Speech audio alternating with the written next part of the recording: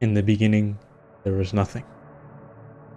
But then, our Lord and Savior, Hidetaka Miyazaki, managed to do the impossible. He created the perfect video game. See, I'm a little sad. Like many others, something that helps give me a sense of comfort during times like these is playing video games. There's an odd irony though when your sense of comfort is drawn from a game as beautifully hopeless and depressing as Bloodborne, and that dichotomy is what I want to explore today, while also exploring what makes Bloodborne such a monumental and unparalleled masterpiece, not just in From Software's catalog, but in all of gaming to this very day. 10 years later.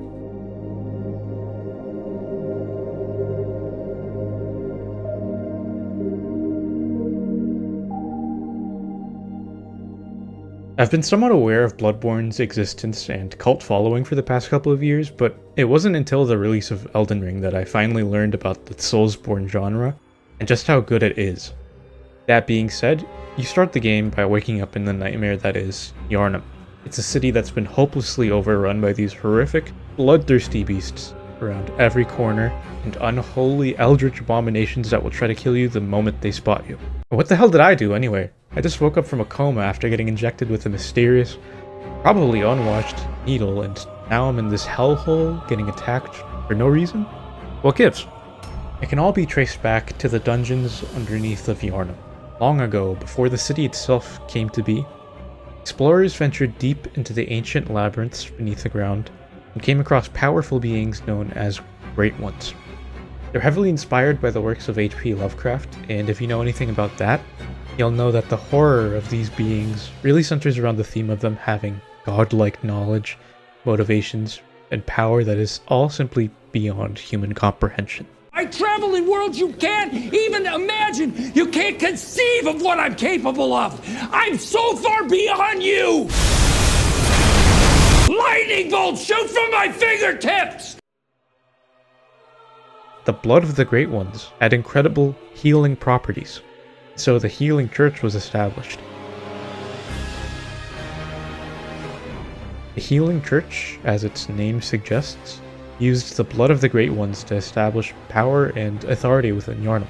But of course, these spectacular healing miracles were too good to be true. Before long, people started to turn into horrendous beasts directly because of the old blood. And what was the church going to do if word spread that their supposed healing blood was turning people into monsters? So naturally, of course, the perfect solution was to form a faction of hunters who wore sleek, badass clothing to help keep them agile, and under the cover of night, they would slaughter the ones who turned into beasts in order to keep things under wraps. As you'll soon understand, the theme of eternal suffering is very prevalent in the world of Bloodborne. Many, if not most of the enemies you encounter on your journey are victims of this relentless nightmare. Regardless of what they did or didn't do to end up being condemned to this hell, there's no telling just how long ago that these grotesque creatures might have once been considered human. While all of this was going on, there were people who were conducting further studies regarding the Great Ones, the most important of which being Master Willem and his student Lawrence, both belonging to the school of Byrgenwerth. As the two furthered their studies of the Eldritch, it became clear that they each differed fundamentally in regards to how they thought humanity could evolve past their current form and become Great Ones themselves. While Master Willem remained steadfast in his more cautious approach of pursuing insight at the school of Byrgenwerth, Lawrence parted ways and went on to establish the Healing Church, which, as we've already discussed, was responsible for boldly and recklessly spreading the old blood. Master Willem, I've come to bid you farewell. Oh, I know. You think now to betray me.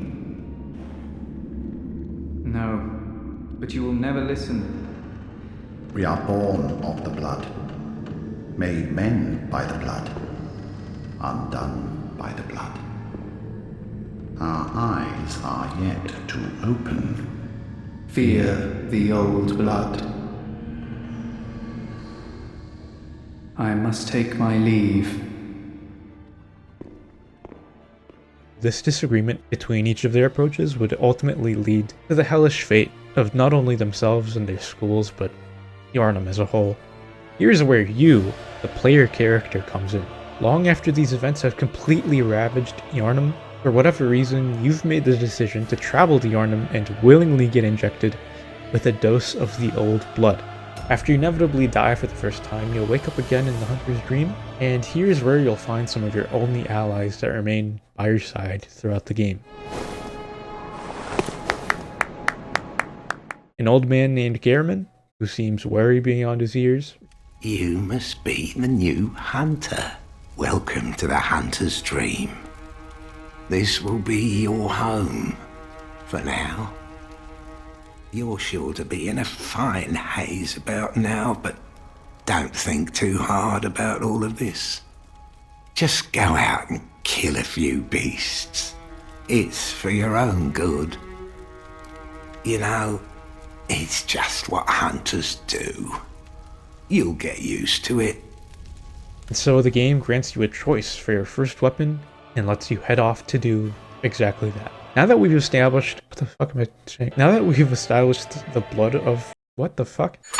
Now that we've established the world of Bloodborne, let me go ahead and tell you just how fun this game actually is. Hunters were designed to be agile and efficient. So of course this is reflected in the gameplay, as your usual Souls formula of rolling around like a raccoon has been replaced with the more badass technique of dashing and sidestepping your way out of enemy attacks. I cannot stress enough just how badass it feels to dodge enemies in this game. I swear it never gets old.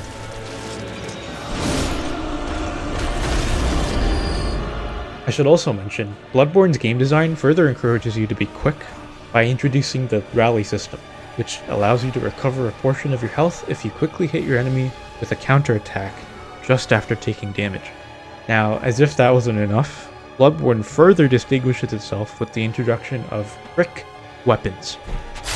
The game takes a quality over quantity approach to its weapon design, and that means that there are a fewer number of weapons, but to make up for this, nearly every weapon has the ability to switch between two unique forms, with corresponding animations and movesets to make stringing together combos clean, intuitive, and addicting.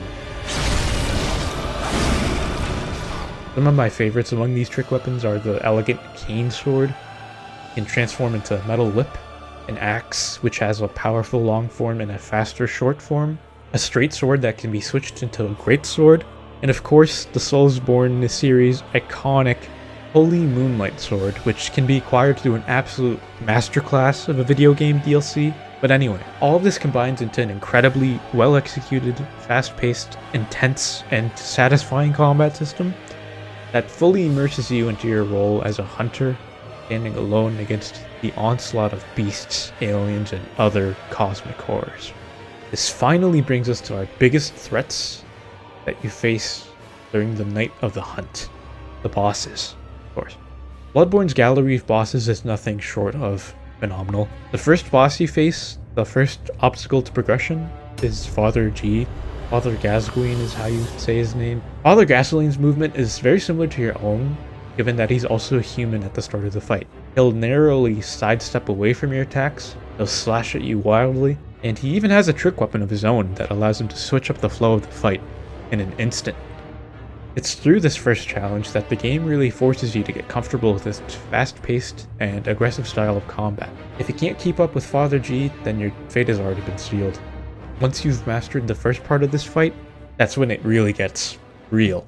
Mr. Gascoigne gives up fighting as a human and resorts to beastification as he transforms into a relentless and terrifying werewolf. His moveset changes entirely to be even more aggressive than before, and hell, even the soundtrack ups the pace that really emphasize that added pressure and danger that you're now in. Like many of the beasts you'll face throughout the game, Father G ensures that you have to be quick with your reactions in order to achieve victory.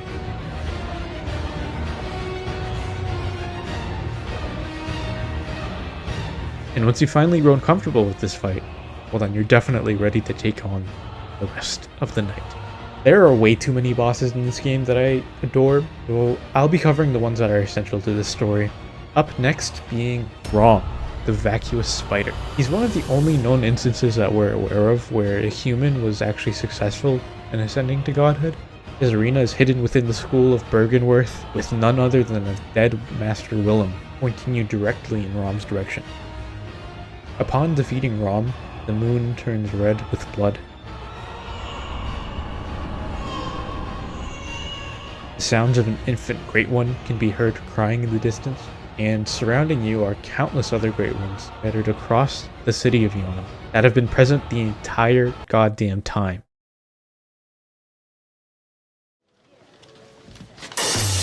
But like any good hunter, you must carry on, and your final task is to now slaughter the Great One that could be heard previously. This final journey is one full of struggles and challenges that are even more difficult than before, and require you to delve into dreams within dreams just to get to Mergo. Once you finally managed to do the impossible and slay Mergo's housemaid,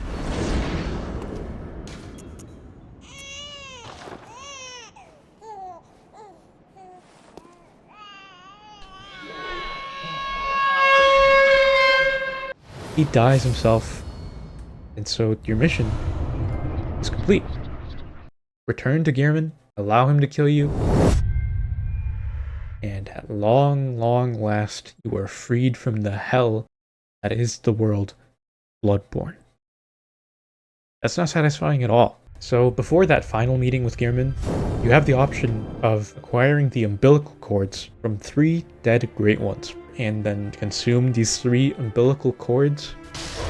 You'll now have the option to challenge Gehrman to a duel to the death.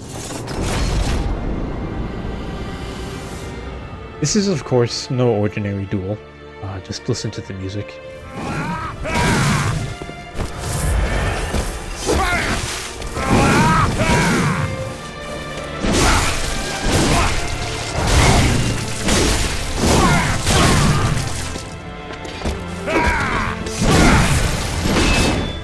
It's sad and depressing, nothing like you would typically expect from a climactic final showdown.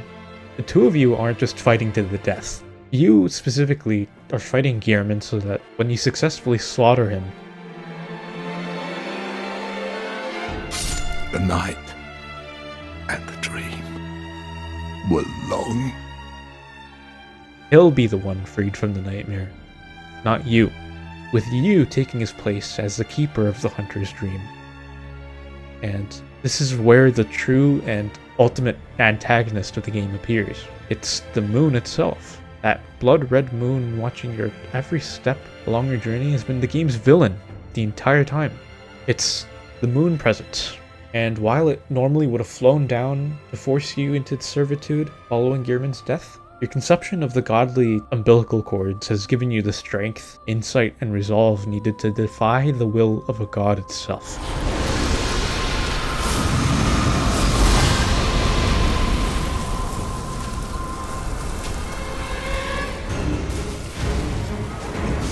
And for the first time in God knows however long,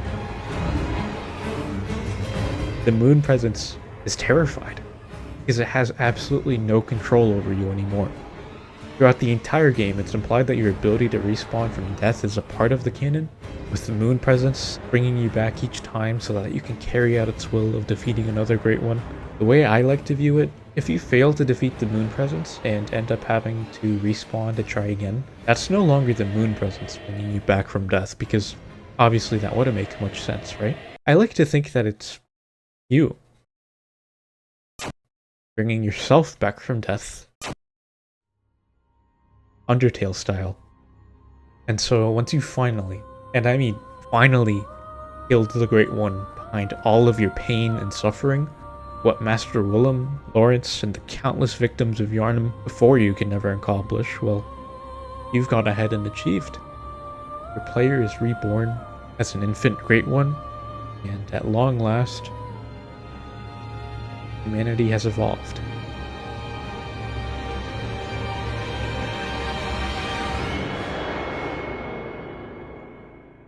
Absolute fucking cinema. I mean, come on, does it get any better than that? As I've established repeatedly throughout this video, the combination of every single element here is nothing short of masterclass. The lore, the world building, the character building, the music, the action, the gameplay, all of it is so masterfully thought out and executed, it's such a joy to play through. Despite the game's bleak themes and environments, there's nothing quite as satisfying as finally after countless tries and effort, finally getting that successful run and vanquishing a powerful foe like Ludwig, or Gehrman, or Father Gascoigne, the Moon Presence, Lady Maria, hell, even the Living Failures. There's so much quality story and gameplay to be found that I don't have time to rant about it all in one video. I could go on and on about this game forever, it feels like. The script for this video is already 13 pages long. There's very few gaming experiences that meet this level of quality on every front, and even then the closest thing that comes to mind is Elden Ring, which is another From Software game. I find it so easy to get lost and immersed in the world of Bloodborne, because not only is the gameplay just some of the most straight up fun combat I've ever experienced in a game, but the mythos of Bloodborne is so artfully crafted that I just can't help but praise it endlessly. It's a work of Lovecraftian horror that does an exceptional job of creating imposing circumstances and brutal challenges to throw at the player, and that masterful world building combined with the sublime score and sound design all makes the satisfaction of achieving victory, in spite of the overwhelming odds built up against you, feel so much more rewarding and well earned. All of this finally brings me back to my original point. When you look at everything combined, I think it's pretty safe to say that this game is a beautifully hopeless masterpiece. A strange combination of words, but one that's nevertheless accurate. When you're faced with some of the most hideously terrifying threats over the course of the game, and manage to still defeat them through trial and error, gives me a sense of victory that can sometimes even translate to the real world, if that makes sense. It's like, I've gone through hell. I was in the trenches, I've traveled and fought my way through the mountains of corpses and blood. I've felled the Orphan of Kos with none other than my own 2 hands and my controller. I can handle whatever else life decides to throw at me. I mean, it's probably a piece of cake compared to that orphan fight. That took me like 4 hours. It's a form of escapism that brings me joy like no other piece of media, to be quite honest. And that's all because Bloodborne presents a world that is easy to get lost in. Amidst the dreary and hopeless backdrop, you, the player, are the sole beacon of light and hope. Only you alone can defeat the horrors of the night, and only you alone put an end to the nightmare. It might seem impossible at first. Hell, it might be extraordinarily difficult. But at the end of the day, all it takes is a little perseverance. Good hunter, have you seen the thread of light? Just a hair, a fleeting thing. Yet I clung to it, steeped as I was in the stench of blood and beasts. Thank you kindly. Now I may sleep in peace. Even in this darkest of nights, I see the moonlight.